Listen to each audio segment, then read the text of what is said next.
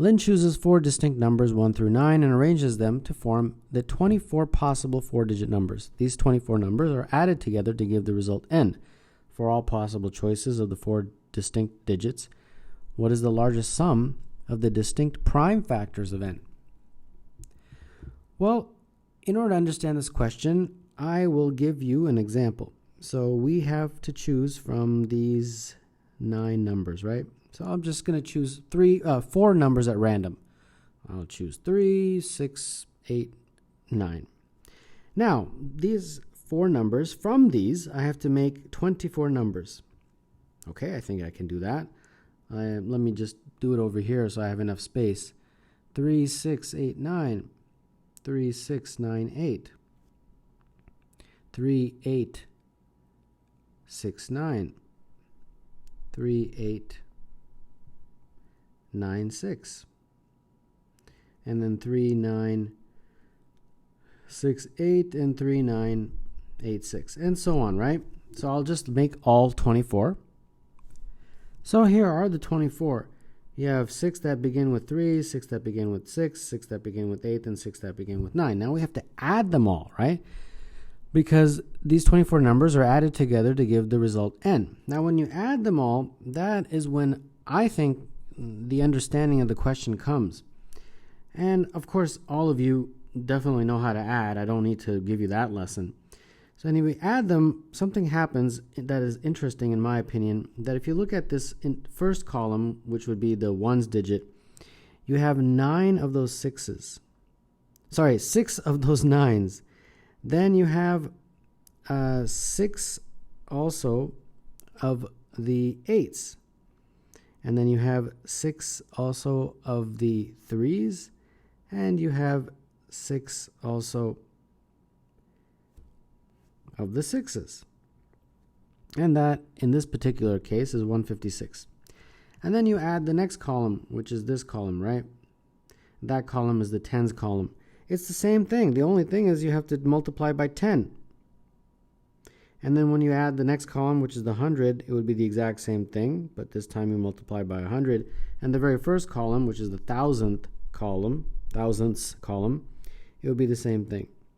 So if you add up all these guys, you would get n. And n looks to me like a very interesting pattern, that it's going to be 1,000 times 6 times the numbers added together, which in this case are 9, 8, 6, 3, plus 100 times 6 times the numbers added together, and then plus 10 times 6 times the numbers added together, and finally the number 6 times the numbers added together. So when you add those guys up, you can factor out actually the whole thing. You can factor out the 9 plus 8 plus 6 plus 3. You can factor out a 6, and what you're left with is 1,000 plus 100 plus 10 plus 1. And this, in our case, was 156. This is always going to be 6, and this is always going to be 1, 1, 1, 1. So we have to choose this in a way so that the prime factors of n add up to the highest number possible. Well, let's explain that in this first. What are the prime factors here? Well, 156, I believe, breaks down into 2 squared times 3 times 13.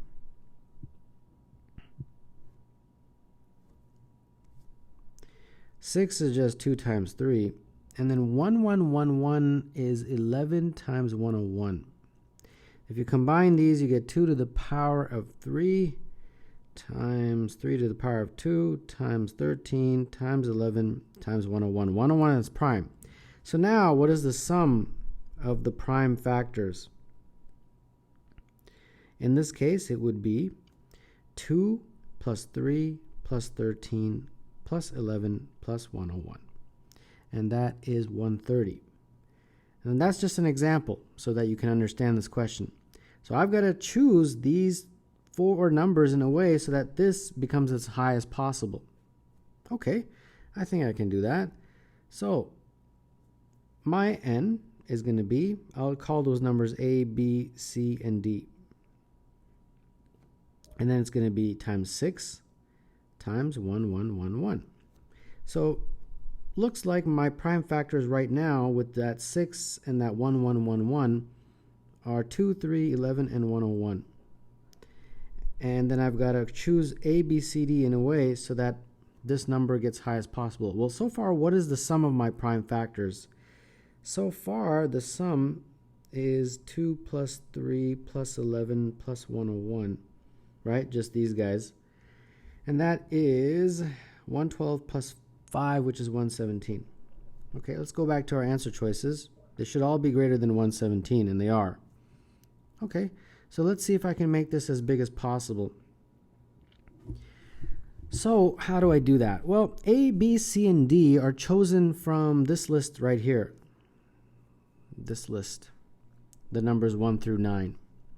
So I'll write those numbers 1 through 9 here. 1, 2, 3, 4, 5, 6, and then we'll kind of do trial and error. What's the largest sum I can make?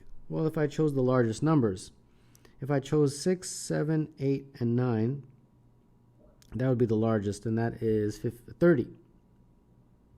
Okay? If I put 30 in there, that's going to be what? 2 times 15, which is 3 times 5. Okay? So 2 is not unique. 2 is already here. It's very important for you to understand and read the question carefully that what is the largest sum of the distinct prime factors? So they've got to be distinct. If I use this, the 2 is already in there. The 3 is already in there. So the only new distinct guy I get is 5. And that would bring this up to 122. Okay, that's not very high. I think I'm pretty confident I can go higher than that. So to do that, I'm going to have to choose a number other than 30. Okay, let's try the next one down. 29. You can easily make that with any combination. 7 and 5, that would do it, right? If I put a 29 in here, 29 is a prime number. So that means the sum of the distinct primes would be what I've already written, 2, 3, 11, and 101, plus the 29. And that would bring me all the way up to 146. And that is one of the answer choices. That's D. But before I circle it, let me just make sure that there's nothing bigger than 146. And if I put 28, it would be basically, if I put 28 here, it would be 2 times 2 times 7, which would just add a 7. And that's definitely much less than 29. So you just got to be sure that you don't get anything greater than 146. And you can't, basically. No matter what you try, you won't be able to. So now that you're convinced, hopefully, that this is indeed the largest, that's the one you go with. So 146 is the answer, and therefore number 24, that would be D. In the diagram, each of the integers 1 through 9 is to be placed in one circle so that the integers in every straight row of 3 joined circles add to 18. The 6 and 1 have been filled in. The value of the number represented by x is 1 through 9. Those numbers are the only numbers that we are going to be looking at, and even less than that because 1 and 6 has already been placed. So this is just one of those trial and error, you fiddle around with it until you get the right answer, that everything fits, and hopefully you'll get it sooner rather than later. I'm going to start here. 1 is already given, so these two numbers have to add up to, not 18, but 17, right? Because all the 3 numbers have to add up to 18. This is 1, so the other 2 have to add up to 17. Well, the only way to get up to 17 with the remaining numbers is 8 and 9. And like I said, this is trial and error. You're not sure, does the 8 go here, or does the 8 go here? Well, let's just put the 8 here and the 9 here. Okay? So if I make a mistake, I can always go back and retrace my steps and try again. Now I will look here. If these two have, those three add up to 18, then that means this and this add up to 9. So of the remaining numbers, which two will I choose to add up to 9? I think 5 and 4. There's a few choices, right? And but I think for 9, there's only really two choices, either the 2 and 7 or the 5 and 4. I'll choose 5 and 4. And then, of course, then I have to decide, does the 5 go here or does the 5 go there? Well, I'll put the 5 here. And the 4 I'll put here. Then I have to figure out what goes here. Obviously, that 5 and 6 add up to 11, so the x has to be a 7. Okay? Well, we still have to complete this and make sure everything works out. All of these have to add up to 18, and the only way that's possible is if this is a 3. And then these 3 have to add up to 18, and if I put the 2 there, which is the remaining number, it works. So everything matches up. Now, of course, I had already done this prior to making the video, and that's why I was able to do it so smoothly. You might have to do a little bit of trial and error, but it's not really that bad. So number 22, the answer is 7, and that would be choice C. In the multiplication shown, each of P, Q, R, S, T is a digit. The value of P plus Q plus R plus S plus T is. Let's write this out. So the top is going to be 4 times,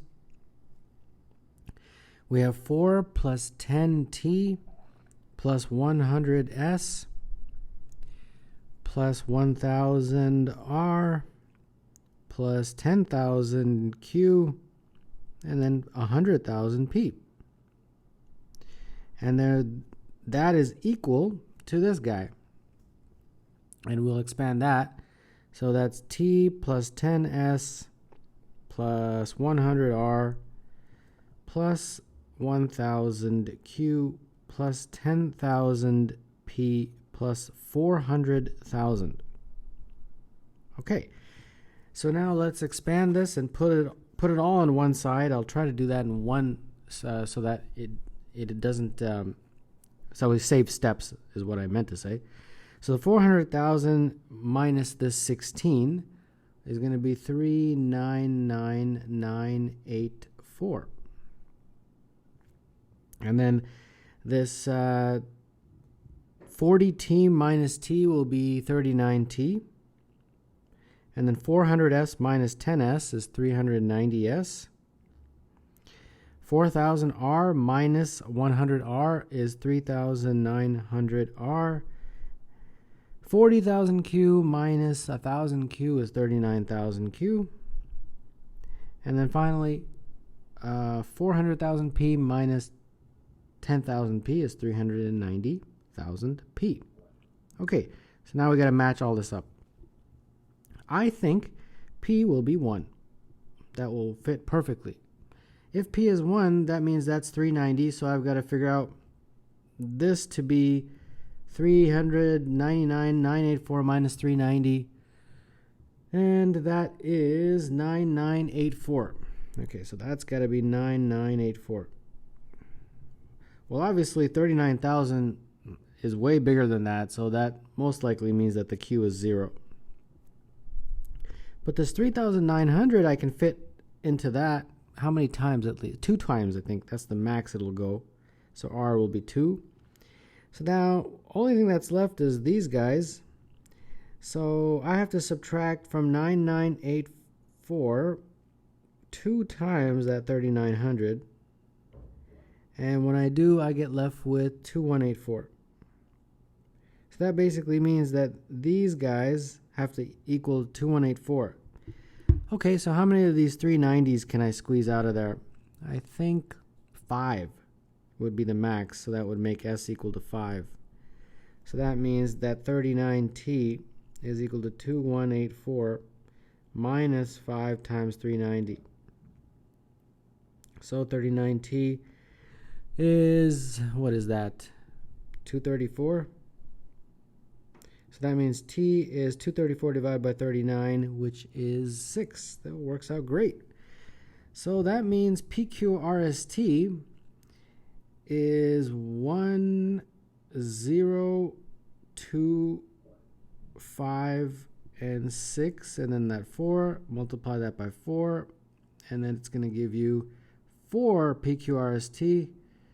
So that's going to be 4, 1, 0, 2, 5, 6, 4.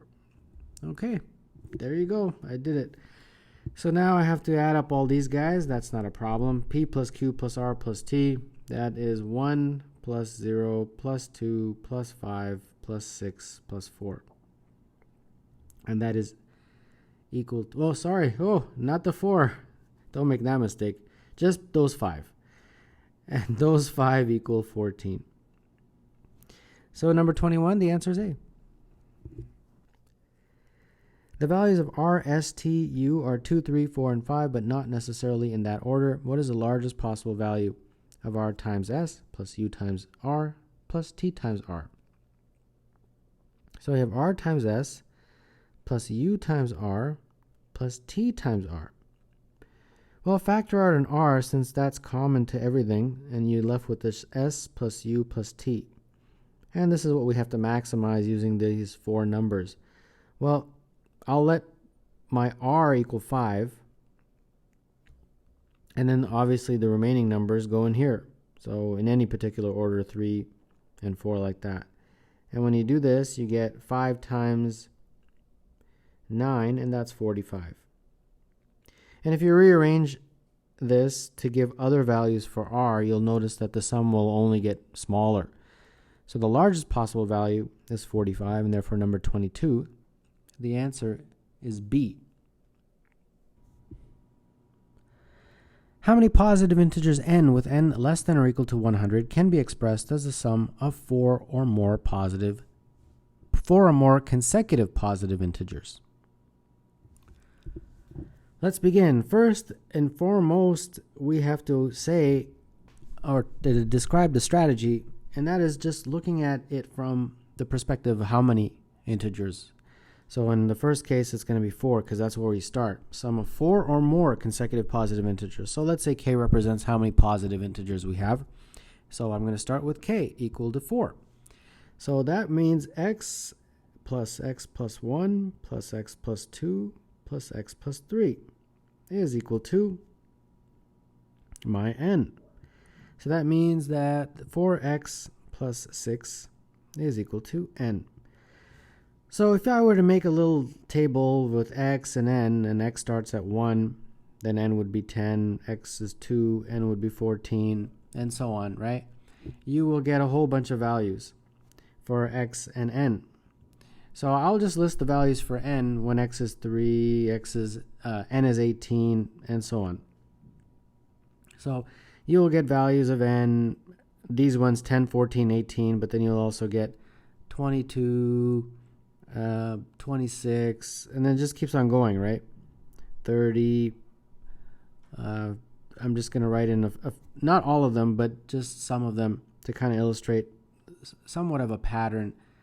90, and then in the end we get the last two, which are 94 and 98. Now when you add these up, 98 is achieved when x was 23. 4 times 23 is 92 plus 6, which is 98. So there's 23 of these numbers. So what I'll do is I'll write how many of them here. We'll keep a little tally on the corner there. All right, so next is when we have 5 consecutive. When you have 5 consecutive, it'll be x plus 1 plus x plus 2 plus x plus 3 plus x plus 4. And that is, of course, equal to n. And that, when you add it up, is 5x plus 10. So in the same way, x and n, when x is 1, you get 15. When x is 2, you get 20. And so on, right?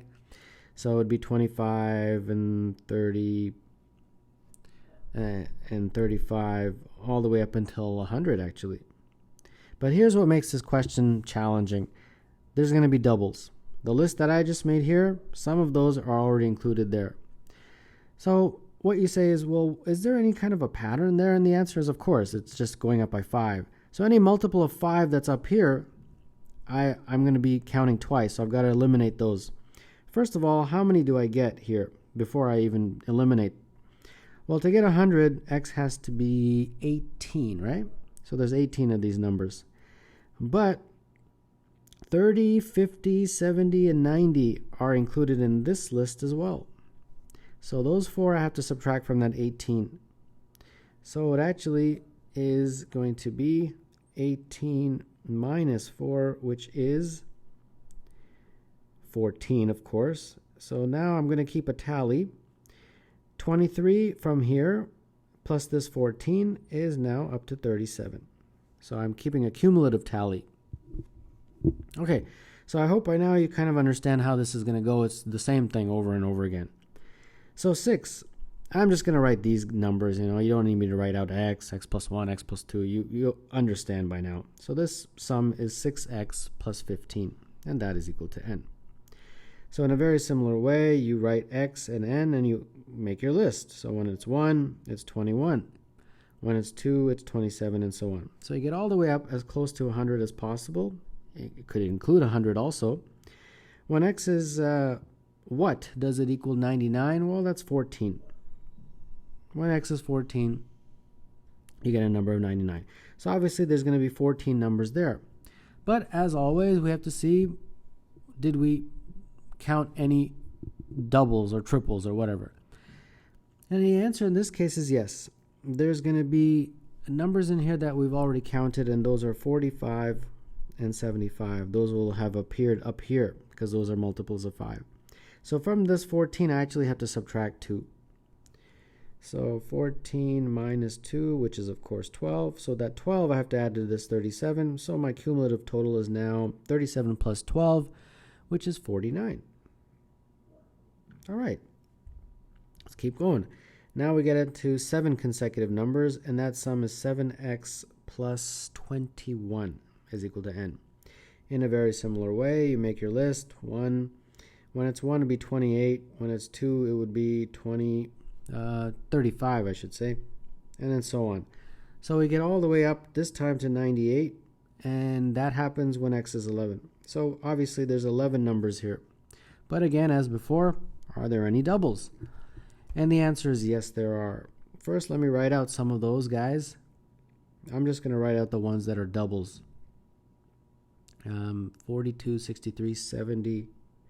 So the ones that I've already counted before, this guy, the 42, the 63, the 70, and the 98, all of these appear up here somewhere. For example, the 35 would appear in this list. This list right here. As you can clearly see, there's a 35 there. And so on. The 70s are here. The 42 would appear in this list here. And the 63, that would appear in this list. So you can list them all out and check them all out and in your practice.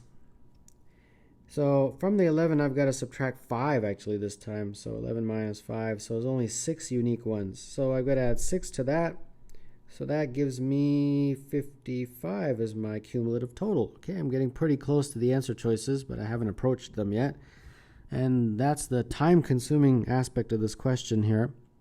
Okay, now we're up to 8 consecutive digits, or 8 consecutive numbers, I should say. So 8x plus 28 is the sum this time. And in a very similar way, you make your list, x, n. When it's 1, it would be 36. When it's 2, it would be 44, and so on. So again, ... you're going to get a bunch of numbers all the way up until 100 this time, actually. All the way to exactly 100, and that happens when x is 9. So there's 9 numbers. But again, as before, we have to figure out how many of these did we actually include before. The 100 has already been included in this list, as you can clearly see there. 60 is also going to be included already in this list, since it's a multiple of 5. And the 84 will be included also. And that 84 actually will come from that list.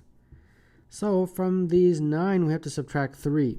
So we have to do 9 minus 3, which is 6. And those are the unique ones. So for this 55, we have to add 6. So now we're up to 61 as our total.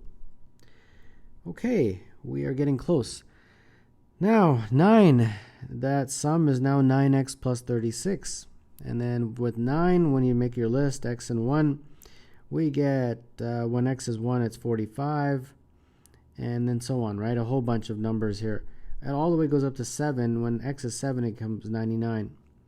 And I'll just write them out. The 54, 63, 72, 81, and 90. So there's obviously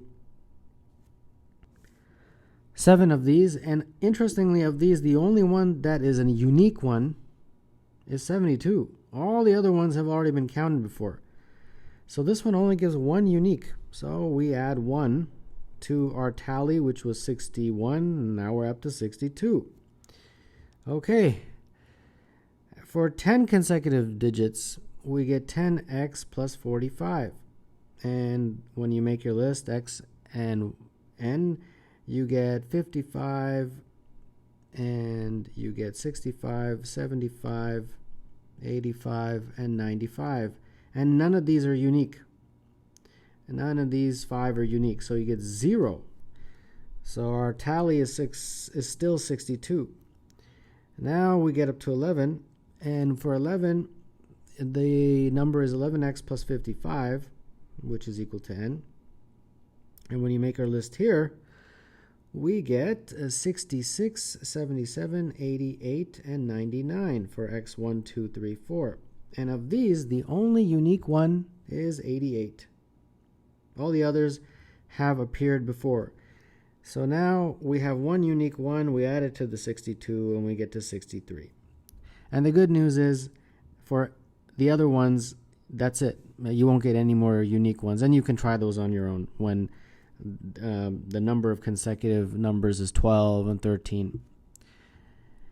All right, so in a very painstaking way, we got the answer. Number 23 is 63, which is choice B.